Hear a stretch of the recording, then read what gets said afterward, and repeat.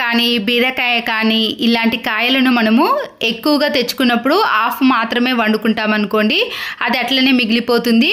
మనము దీన్ని ఫ్రిడ్జ్లో అలాగే పెట్టేసినా కూడా నల్లగా మొత్తం పాడవుతుంది కదా. సిల్వర్ ఫాయిల్ పేపర్ ఉంటుంది కదండి, కొద్దిగా కట్ చేసి ఈ సోరకాయని ఎక్కడైతే కట్ చేసామో ఆ ప్లేస్లో దీన్ని పెట్టేసామనుకోండి, మళ్ళీ ఈ సోరకాయ అనేది కొన్ని రోజుల పాటు ఫ్రెష్గా స్టోర్ చేసుకోవచ్చు. తిరిగి దీన్ని మళ్ళీ వండుకోవాలన్నా కూడా కొద్ది భాగం కూడా పాడవకుండా ఉంటుంది. మన డబ్బులు అనేవి వృధా కావు. పువ్వులను మనము ఇలా ఎక్కువ మోతాదులో తెచ్చుకున్నప్పుడు కవర్లో పెట్టి ఫ్రిడ్జ్లో స్టోర్ చేసాం కదండి, అయినా సరే కవర్కి తడి ఎక్కువగా ఏర్పడి పువ్వుల్లో ఉండే రెక్కలు రాలిపోవటం కానీ లేదా పువ్వులు అనేవి నల్లబడటం లాంటివి జరుగుతూ ఉంటుంది. ఇలా తడి అనేది అడుగు బాగాన ఏర్పడకుండా ఉండాలి అంటే మనము ఇలా మందంగా ఉండే కవర్ను తీసుకున్నాక దాంట్లో అడుగు బాగాన మీరు పిల్లలు వాడే నోట్బుక్స్ యొక్క పేపర్లు ఉంటాయి కదండి, అది వేసినా పర్వాలేదు. లేదా ఇలాంటి బ్యాగులు వస్తాయి కదండి, ఆన్లైన్లో ఆర్డర్ పెట్టినప్పుడు కాగితం లాంటి బ్యాగులు వస్తాయి కదా, దాన్ని నేను ఇలా చిన్నగా చేసి ఈ కవర్ కింద అడుగు బాగాన వేసేస్తున్నాను. ఇలా చేయటం వలన అడుగు బాగాన తడి అనేది అస్సలకే ఏర్పడదండి. ఈ కాగితం అనేది పూర్తిగా పీల్చేస్తుంది. దీనివల్ల పువ్వులను చాలా రోజుల పాటు మనము ఫ్రెష్గా స్టోర్ చేసుకోవచ్చు. ఆకుకూరలు మనం తెచ్చి ఫ్రిడ్జ్లో పెట్టుకున్న 3 days వరకు మాత్రమే ఫ్రెష్గా ఉంటాయండి. తర్వాత ఇలా పూర్తిగా వాడిపోతాయి, మన డబ్బులు కూడా వృధా అవుతాయి కదా. అయితే దీనికోసం ఒక గిన్నెలో కొన్ని వాటర్ని తీసుకొని రాళ్ళ ఉప్పుని వేసేయండి. మీరు కావాలంటే పసుపును కూడా వేసుకోవచ్చు. ఇలా వాడిపోయిన ఆకులను కూరగాయలు ఉంటాయి కదండి, వాటన్నిటిని కూడా మనము ఒక 10 to 15 minutes పాటు ఈ సాల్ట్ వేసిన వాటర్లో ఉంచేసి పక్కన పెట్టేసేయండి. తర్వాత కొద్దిసేపు తర్వాత మళ్ళీ ఆ ఆకులను చూసారనుకోండి, మళ్ళీ ఫ్రెష్గా నీట్గా కనబడతాయి. మళ్ళీ మనము వంట చేసుకోవడానికి కూడా యూజ్ చేసుకోవచ్చు. ఆకుకూరలే కాదండి, మీరు ఏవైనా క్యారెట్ కానీ దుంపలు కానీ కూరగాయలు ఏవైనా సరేనండి, ఇలా కొద్దిగా వాడిపోయినట్టు అనిపిస్తే మీరు కొద్దిగా గోరువెచ్చని హాట్ వాటర్లో సాల్ట్ను వేసి కూడా చేశారనుకోండి, ఆకులు కానీ కాయగూరలు అనేవి ఫ్రెష్గా ఉంటాయి. పండగలకి ఫంక్షన్స్కే కాకుండా ఇలాంటి పెద్ద పెద్ద చేపలను మనము రోజు యూజ్ చేసినప్పుడు వీటిపై మరకలు అనేవి ఎక్కువగా ఏర్పడతాయండి. మళ్ళీ వీటిని వాష్ చేయాలంటే కూడా చాలా ఇబ్బంది పడతాం కదా. ముందుగా ఇలాంటి పెద్ద పెద్ద చేపలు మనము వాష్ చేసేటప్పుడు వాటి ఫోల్డింగ్ ఉంటుంది కదండి, ఆ ఫోల్డింగ్లో వీటిని మడత పెట్టేసేయండి. ఎంత చిన్నగా మడత పెట్టుకున్నా సరేనండి, అలా ఫోల్డింగ్లో మడత పెట్టుకున్నాక కొన్ని వాటర్లో మీరు సర్ఫ్ ఎక్సెల్ కానీ వాషింగ్ మిషన్లో వేసే లిక్విడ్ని వేసుకొని, నేనైతే ఇక్కడ లైజాల్ని కూడా కొద్దిగా వేస్తున్నానండి. మీరు కావాలంటే స్మెల్ కోసం కంఫర్ట్ని కానీ మీరు ఏదైనా వేసుకోవచ్చు. తర్వాత మనము ఇలా చిన్నగా ఫోల్డ్ చేసుకున్న చేప ఉంది కదండి, దాన్ని మనము వాటర్లో 2-3 సార్లు ఇలా కిందికి అలాగే మరొకసారి పైకి ఇలా తిప్పుతూ క్లీన్ చేసామనుకోండి, దాంట్లో ఉండే డస్ట్ అనేది ఈజీగా వచ్చేస్తుంది. మనము పెద్ద పెద్ద చేపలను ఇలా బకెట్లో వాష్ చేయాలనుకున్నామనుకోండి, చాలా ఇబ్బంది పడతాము. మళ్ళీ అది చేప అనేది పైకి తేలుతుంది. అలా కాకుండా దీంట్లో ఉండే డస్ట్ అనేది ప్రతి మూలాలకు వెళ్ళి క్లీన్ అవుతుందండి. ఇలా ఫోల్డింగ్ చేసిన దాంట్లో నుంచి మనము అటు ఇటు తిప్పుతూ క్లీన్ చేసుకోవాలి. ఇలా 2-3 సార్లు కిందికి మీదికి తిప్పుతూ క్లీన్ చేసామనుకోండి, చేప అనేది నీట్గా తయారవుతుంది. 5 minutes పాటు 2 వైపులా కూడా అలాగే ఉంచేసారనుకోండి, దాంట్లో ఉండే మురికి కూడా పూర్తిగా వచ్చేస్తుంది. ఒక గిన్నెలో కొన్ని వాటర్ని వేసుకొని స్టవ్ ఆన్ చేసేసి బాగా వేడి చేయండి. ఇలా బాగా మరుగుతున్నప్పుడు మీరు వండుకోవాలనుకుంటున్న పప్పులు ఉంటాయి కదండి, వాటన్నిటిని కూడా ఈ వాటర్లో వేసేయండి. ఇలా వేయటం వలన పప్పు అనేది మనము నానబెట్టాల్సిన అవసరము ఉండదు, చాలా త్వరగా ఉడికిపోతుంది. మనకి దీంతోపాటు గ్యాస్ ఆదా అవుతుంది, పప్పు కూడా సగం వరకు ఉడికిపోతుందండి. దీనివల్ల కర్రీ త్వరగా చేయాలన్నప్పుడు లేదా గ్యాస్ ఆదా కావాలన్నప్పుడు ఈ టిప్ అనేది యూజ్ అవుతుంది. వాటర్ మరుగుతున్నప్పుడే నేను స్టవ్ ఆఫ్ చేసేసానండి. తర్వాత పప్పును వేసాను. ఇప్పుడు పప్పును ఒక 2-3 minutes పాటు అలాగే ఉంచేసానండి హాట్ వాటర్లో. చూసారా, పప్పు అనేది కందిపప్పు అనేది ఇలా కొద్దిగా ఉడికిందండి. తుంచి చూసినప్పుడు పప్పు అనేది సగం వరకు కట్ అవుతుంది కదండి. పప్పు త్వరగా ఉడకాలన్నా కర్రీ త్వరగా చేయాలన్నా ఈ టిప్ అనేది యూజ్ అవుతుంది. పెద్ద పెద్ద బ్లాంకెట్స్ ఉంటాయండి, మనము ఎక్కడికైనా తీసుకెళ్ళాలన్నప్పుడు లేదా మనము సెల్ఫ్లో కానీ కబోర్డ్స్లో కానీ సర్దుకోవాలన్నప్పుడు స్పేస్ అనేది చాలా ఎక్కువగా తీసుకుంటుందండి. మనము ఎక్కువగా ఇలాంటి బట్టలను మడత పెట్టేసేటప్పుడు దగ్గరికి మడత పెట్టి వాడని బెల్టులు ఉంటాయి కదండి, చిన్నపిల్లలే కానీ పెద్ద పిల్లలు ఏవైనా సరే బెల్టులను తీసుకొని ఇలాంటి బ్లాంకెట్స్కి పెట్టేసేయండి. అప్పుడు బ్లాంకెట్ అనేది ఫోల్డ్ చేసాం కాబట్టి ఆ ఫోల్డ్ అనేది అస్సలకే వెళ్ళదండి. అంతేకాకుండా ఇలాంటి పెద్ద పెద్ద బ్లాంకెట్స్ అనేవి ఫోల్డింగ్ చాలా చిన్నగా ఉంటాయి.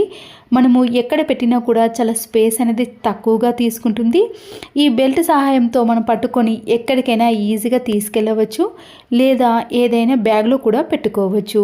బర్నర్స్లో నుంచి సైడ్లో ఎక్కువగా మంట వస్తున్నప్పుడు గ్యాస్ అనేది వేస్ట్ అవుతుంది కదండి. ఈ బర్నర్స్ని తీసుకొని దీని చుట్టూ కూడా కోల్గేట్ పేస్ట్ని అప్లై చేయండి. చల్లారిన తర్వాత అది గట్టి పడుతుందండి. ఇలా చుట్టూ అప్లై చేసిన తర్వాత గ్యాస్ స్టవ్కి పెట్టేసి మనం ఆన్ చేసామనుకోండి, దాని సైడ్లో నుంచి మంట అనేది అస్సలకే రాదండి. దీనివల్ల వంట అనేది త్వరగా అవుతుంది, గ్యాస్ కూడా ఆదా అవుతుంది. ఆయిల్ క్యాన్స్ ఉంటాయి కదండి, మనము ఇలా కింద పెట్టినప్పుడు ఫ్లోర్ కానీ మనం పెట్టిన ఏదైనా బౌల్ కానీ నల్లగా జిడ్డుగా తయారవుతుందండి. దాన్ని కూడా క్లీన్ చేయాల్సిన పని ఏర్పడుతుంది కదా. ఇలాంటి ఏదైనా చిల్లులు ఉన్న దాన్ని తీసుకొని దానిపైన టిష్యూ పేపర్ని వేసేయండి. టిష్యూ పేపర్ని వేయటం వలన దానిపైన పడ్డ ఆయిల్ అంతా కూడా ఇది పూర్తిగా అబ్జర్వ్ చేస్తుంది కాబట్టి కింద అనేది ఫ్లోర్కి అంటకుండా ఉంటుంది. ఇలా ఆయిల్ క్యాన్ని పెట్టేసిన తర్వాత మనకి ఆయిల్ వేసినప్పుడు కూడా ఇలా బాటిల్లోకి కొద్దిగా కిందికి జారుతుంది కదండి, అప్పుడు మనము క్లీన్ చేయాల్సిన పని కూడా ఏర్పడుతుంది. మన ఇంట్లో ఉండే ఏదైనా ఫ్లోర్ పిండి కానీ లేదా ముగ్గు పిండి ఏదైనా సరేనండి. నేనైతే ఇక్కడ పౌడర్ని వేస్తున్నాను. ఫేస్ వేసే పౌడర్ని ఇలా చుట్టూ కూడా అప్లై చేసి ఇలా ఆయిల్ బాటిల్ మొత్తం కూడా అప్లై చేసామనుకోండి, ఆయిల్ అనేది కిందికి పడ్డా కూడా ఈ పౌడర్ అనేది పూర్తిగా పీల్చేస్తుందండి. దీనివల్ల మనం క్లీన్ చేసేటప్పుడు కూడా చాలా సులువుగా ఉంటుంది. ఇలాంటి దాన్ని మనం కిచెన్లో ఎక్కడ పెట్టినా కూడా చాలా నీట్గా కనబడుతుంది. ఫ్లోర్ని కూడా పదే పదే క్లీన్ చేయాల్సిన పని కూడా ఉండదు. ఒక హ్యాంగర్ని తీసుకొని మన ఇంట్లో చినిగిపోయిన శారీస్ కానీ చున్నీస్ కానీ ఎన్నో ఉంటాయి కదండి. నేనైతే ఇక్కడ 2 చున్నీలను తీసుకున్నానండి. మీరు శారీని అయితే 2 భాగాలుగా చేసి కూడా తీసుకోవచ్చు. ఇక్కడ చినిగిపోయిన చున్నీని తీసుకున్నాను. ఇలా తీసుకున్న 2 చున్నీలను హ్యాంగర్లో నుంచి ముడి వేసుకోవాలండి. ఇక్కడ వీడియోలో చూపించిన మాదిరిగా హ్యాంగర్ లోపటి నుంచి మనము చున్నీని తీసుకున్నాం అనుకోండి, ముడి అనేది పడుతుంది. చూసారు కదండి, హ్యాంగర్కి మనము ఇలా 2 సైడ్లు కూడా చున్నీలను పెట్టేసిన తర్వాత మీ ఇంట్లో ఇలాంటి చిన్న చిన్న హెయిర్ బ్యాండ్స్ కానీ లేదా మామూలు సైజులో ఉండే రబ్బర్ బ్యాండ్లు ఏవైనా సరేనండి, వాటిని తీసుకోవాలి. మనం తీసుకున్న ఈ చున్నీస్కి కొద్దిగా గ్యాప్ ఇచ్చుకుంటూ హెయిర్ బ్యాండ్స్ని వేసేయండి.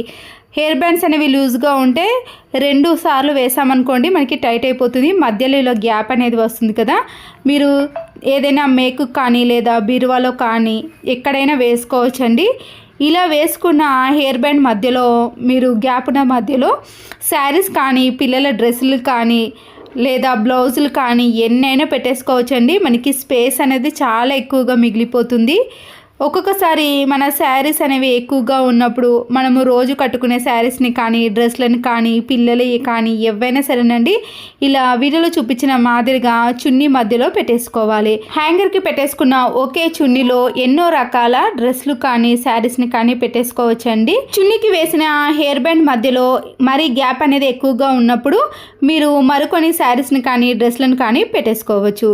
చూసారు కదండి, మనకి స్పేస్ అనేది ఎక్కువగా కావాలన్నా ఇలా తక్కువ స్పేస్లో ఎన్ని శారీస్నైనా డ్రెస్లనైనా పెట్టేసుకోవచ్చండి. ఒక హ్యాంగర్ ఉంటే చాలు, మనకి ఎన్ని బట్టలైనా పెట్టేసుకోవచ్చు. ఫ్రీగా వచ్చిన పర్సులను పడేయకండి, వీటిని చాలా బాగా యూజ్ చేసుకోవచ్చు. ఇలా ఎక్కువగా ఉన్న పర్సులను మనము ఇంట్లోనే ఒక దగ్గర పెట్టుకోవడం కంటే వీటిని ఎన్నో రకాలుగా యూజ్ చేసుకోవచ్చు. అయితే ముందుగా ఇలా ఒక పర్సును తీసుకున్నానండి. మీకు నచ్చిన పర్సును తీసుకోవచ్చండి. అయితే నేను కూరగాయలకు కానీ మనము సరుకులు తెచ్చుకోవడానికి బయటకు వెళ్ళినప్పుడు ప్రతిసారి మనము డబ్బులను చేతిలో పెట్టుకోవడం కంటే బయటకు తీసుకెళ్తున్న బ్యాగును ఇలా డబుల్ గమ్ టేప్ని కట్ చేసి ఈ సరుకుల బ్యాగుకు ఇలా అతికించుకోవాలి. ఇలా అతికించి దానిపైన మనము ఇలాంటి చిన్న పర్సును పెట్టుకున్నామనుకోండి, ఎక్కడికి వెళ్ళినా కూడా చేతిలో పెట్టుకోవడం కంటే ఇలా సెల్ ఫోన్ కావాలంటే కూడా మీరు పెట్టుకోవచ్చండి. కానీ దానికి మీరు పెద్ద సైజు పర్సును తీసుకోవాలి. ఇప్పుడు ఈ పర్సులో మనము చిల్లర కాయిన్స్ని, డబ్బులను అలాగే ఇంటి కీస్ని కూడా జాగ్రత్తగా పెట్టుకోవచ్చు. చేతిలో పెట్టుకోవడం కంటే ఇలా పర్సులో జాగ్రత్తగా పెట్టుకోండి. బయటకి ఎక్కడికి వెళ్ళినా కూడా మనము చేతిలో పట్టుకోవడం కంటే ఇలా పర్సులో పెట్టుకుంటే పడిపోతాయి అనే అనుమానం కూడా మనకి అస్సలకే రాదు. మార్కెట్కి వెళ్ళినా కానీ సరుకులు తెచ్చుకున్నప్పుడు కానీ ఇలా పర్సులో నుంచి ఈజీగా తీసుకోవడానికి వీలు ఉంటుంది. సెల్ ఫోన్ని కూడా బయటకి తీసుకెళ్ళాలి అన్నప్పుడు ఈ సరుకుల బ్యాగుకి ఇలాంటి పెద్ద బ్యాగ్నే డబుల్ గమ్ టేపుతో అతికించుకోవచ్చు. ఇలాంటి మరొక పర్సుని యూజ్ చేసుకోవాలన్నప్పుడు బెడ్రూమ్లో ఇలా బెడ్కి డబుల్ గమ్ టేప్ని అతికించేసి ఈ పర్సును అతికించుకోవాలి. మార్నింగ్ టైంలో కానీ నైట్ పూట మనం పడుకునే టైంలో ఇలాంటి ట్యాబ్లెట్ షీట్స్ని అందులో పెట్టుకోవాలన్నా లేదా మనము ఏదైనా గుర్తుకు వచ్చినప్పుడు రాసుకోవాలన్నా పెన్నును కానీ ఇలాంటి ట్యాబ్లెట్ షీట్స్ని పెట్టుకోవడం వలన అది చూసినప్పుడల్లా కూడా మనకి గుర్తుకు వస్తుంది. నైట్ టైంలో కూడా మనం సెల్ ఫోన్ని ఎక్కడో పెట్టి మర్చిపోవడం కంటే ఇలా బెడ్కి అతికించిన పర్సులోనే పెట్టుకోవచ్చు. మళ్ళీ ఈజీగా కూడా తీసుకోవడానికి వీలు ఉంటుంది. మరొకటి, ఇలాంటి చిన్న పర్సుని మనము బీరువాలో సైడ్కి ఒక డబుల్ గమ్ టేప్ని అతికించేసి అక్కడ పర్సుని అతికించుకోవాలి. ఇలా అతికించిన దాంట్లో మనము బీరువా కీస్ని కానీ చిల్లర కాయిన్స్ని కానీ డబ్బులను కానీ ఈజీగా తీసుకోవడానికి వీలు ఉంటుంది. ఇలాంటి కీస్ని ఎక్కడనో పెట్టి ప్రతిసారి వెతకాల్సిన పని లేకుండా ఈజీగా తీసుకోవచ్చు. ఈ పర్సులోనే మనము ముఖ్యమైన పాన్ కార్డును కూడా పెట్టుకోవచ్చు. మరొక పర్సును తీసుకొని కిచెన్లో ఏదైనా ప్లేస్లో ఇలా డబుల్ గమ్ టేప్ని అతికించేసి పర్సును అతికించుకోవాలి. దీంట్లో మనము సరుకులు అయిపోయిన తర్వాత ఒక పేపర్లో ఇలా రాసుకొని ముఖ్యమైనవి ఇందులో పెట్టుకోవడం వలన మనకి చూసిన వెంటనే కూడా ఆ సరుకులు తెచ్చుకోవాలని గుర్తుకు వస్తుంది. ఇలా రాసుకోవడానికి పెన్నును ఒక పేపర్ని పెట్టుకోవడం వల్ల సరుకులను వెంటనే తెచ్చుకోవచ్చు. మరొక పర్సుని తీసుకొని టీవీ కాడ ఇలాంటి ప్లేస్లో మనము డబుల్ గమ్ టేప్ని అతికించేసి కరెంటు బిల్లులను కానీ గ్యాస్ బిల్లులను కానీ ఇలాంటి రిమోట్స్ని కూడా ఈజీగా పెట్టుకోవచ్చు. పిల్లలకైనా మనకైనా ఈజీగా దొరుకుతాయి. పిల్లల కాలేజ్ బ్యాగులు కానీ స్కూల్ బ్యాగులు అనేవి ప్రతిరోజు వాళ్ళు తీసుకెళ్తున్న ఇలాంటి బ్యాగ్లో డబుల్ గమ్ టేప్ని అతికించేసి ఒక పర్సును కూడా అతికించుకోవాలి. మీరు సెల్ ఫోన్ ఉంటే కూడా పెద్ద పర్సును అతికించుకోండి. ఇలా అతికించుకున్న దాంట్లో మనము చిల్లర కాయిన్స్ని కానీ డబ్బులను ఇంటి కీస్ని సెల్ ఫోన్ని ఇలా ఎన్నో రకాలుగా యూజ్ చేసుకోవచ్చు. అంతేకాకుండా పిల్లలకు సంబంధించిన ఐడి కార్డ్స్ని ఫీజు రిసిప్ట్ని కూడా పెట్టుకోవచ్చు. చూసారు కదండి, వేస్ట్గా పడేసే వాటితో కూడా మనము ఎన్నో రకాలుగా యూజ్ చేసుకోవచ్చు. ఈ యూస్ఫుల్ టిప్స్ మీకు నచ్చినట్లయితే ఒక లైక్ చేయండి. నా ఛానల్ని ఫస్ట్ టైం చూసిన వారైతే please subscribe Siri cooking and vlogs. మరో వీడియోతో మళ్ళీ కలుద్దాం. Thanks for watching.